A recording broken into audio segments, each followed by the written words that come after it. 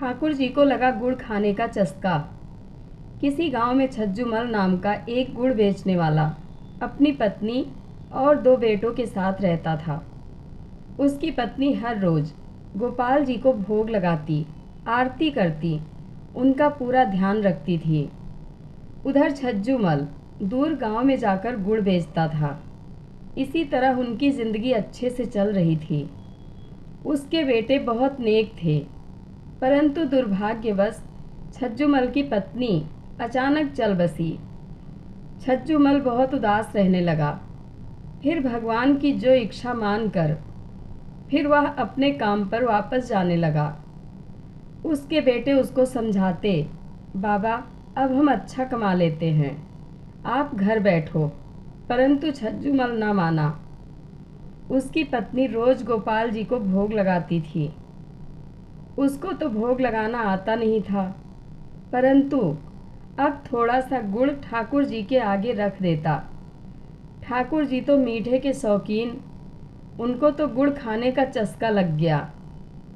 अब रोज काम पर जाने से पहले गोपाल जी को थोड़ा सा गुड़ भोग लगा देता था।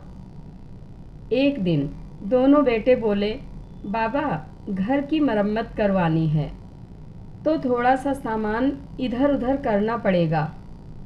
बाबा बोले ठीक है, तो उन्होंने गोपाल जी को भी अलमारी में भूलवश रख दिया। घर का काम शुरू हो गया, पर गोपाल जी को अब गुड़ का भोग ना लगता। छज्जूमल अब रोज की तरह गांव में गुड़ बेचने गया। रास्ते में थोड़ा सा विश्राम करने के लिए एक वृक्ष के नीचे बैठ गया। ठंडी ठंडी हवा चल रही थी। तभी छज्जूमल की आंख लग गई। तभी उसे लगा कि कोई उसे उठा रहा है और कह रहा है, बाबा आज गुड़ ना दोगे। छज्जूमल ने एक दो बार अनसुना कर दिया। उसे लगा कि कोई सपना है, पर जब उसे कोई लगातार हिलाता जा रहा था और बोल रहा था, तो वह अचानक उठा और देखता है कि 6-7 साल का बालक उससे कह रहा है कि बाबा आज गुड़ ना दोगे। छज्जूमल मन में सोचने लगा कि मैंने तो इस बालक को कभी गुड़ ना दिया। फिर उसने सोचा कि गांव में ही किसी का बच्चा होगा। छज्जूमल ने कहा, हाँ बेटा ले लो, तो उसे थोड़ा सा गुड़ दे दिया। गुड़ लेकर वह बालक गुड़ को मुंह में डालकर आहा आहा मीठा मीठा कहकर वहाँ से भाग गया। अब तो रोज ही वह बालक छज्जूमल को मिलता, उससे गुड़ लेता और नाचता गाता मीठा मीठा कहकर भाग जाता। छज्जूमल भी बच्चा समझकर उसको रोज गुड़ दे देता। अब घर का काम पूरा हो गया तो उस दिन घर में हवन पूजन रखा गया। छज्जूमल अब गुड़ बेचने ना गया, परंतु वह बालक तो अपने समय पर उस जगह पहुंच गया। अब छज्जूमल वहां ना आया। बालक ने तो घर जाकर मैया की जान खा ली और ताता थैया मचाने लगे। बोले मुझे तो गुड़ ही चाहिए मैया। मैया ने बहुत समझाया, बर्फी मिठाई सब ला कर दिए, लेकिन वह तो कहते मैं तो गुड़ ही खाऊंगा। मैया से बालक का रोना सहन ना हुआ और छज्जूमल के घर का पता पूछते पूछते उसके घर पहुंच गई। तो जाकर कहती, बाबा मेरे बालक की तो आपने गुड़ की आदत डाल दी।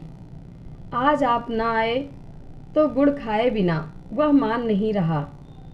जो छज्जूमल को उस बालक पर बड़ा प्यार आया, उसने उसको अपनी गोद में बिठाया और गोदी में बिठाकर गुड़ खिलाने लगे। पता नहीं क्यों उस बालक को गुड़ खिलाते खिलाते छज्जूमल की आंखों में अश्रुधारा बह निकली। हृदय में अजीब सी हलचल होने लगी। गुड़ खाकर बालक मीठा मीठा कहकर अपने घर चला गया।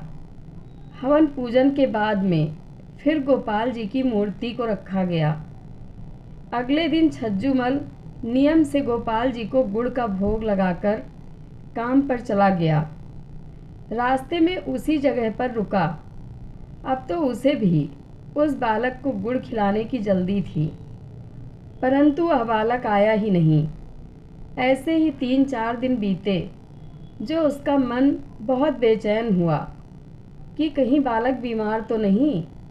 उसने गांव में जाकर सबको बालक के बारे में पूछा तो सबने कहा, ऐसा तो यहाँ कोई भी बालक नहीं रहता। वह हैरान परेशान होकर घर पहुँचा। घर पहुंचकर जब वह मंदिर में बैठा तो गोपाल जी की तरफ देखा। वह मंद मंद मुस्कुरा रहे थे, जैसे वह कह रहे हों, बाबा जी, मैं वही बालक हूँ। छज्जूमल का माथा ठनका कि वह सोचने लगे कि यह तो साक्षात गोपाल जी मुझसे गुड़ खाने आते थे। वह कहने लगे, हे गोपाल जी, धन्य हो आप। गोपाल जी की ओर देख के उसकी आंखों से अश्रु धारा बहने लगी। जय हो ठाकुर जी की। कथा अच्छी लगे तो कमेंट बॉक्स में अपनी राय ज़रूर दें। धन्यवाद।